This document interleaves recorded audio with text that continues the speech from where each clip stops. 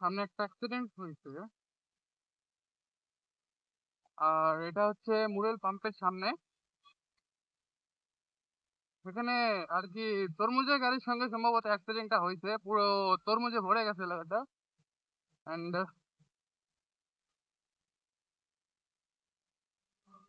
এখানে আর কি অবস্থা মোটামুটি খারাপ হইতেছে, আশি তরমুজ নিয়ে যাচ্ছে।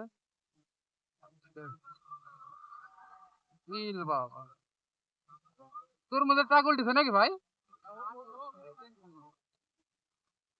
আচ্ছা, এই ব্যাপার।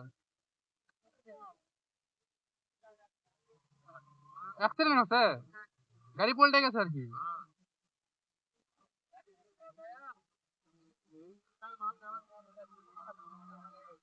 ওগুলোর ভিতরে অনেক ভালো গুলো আছে তো।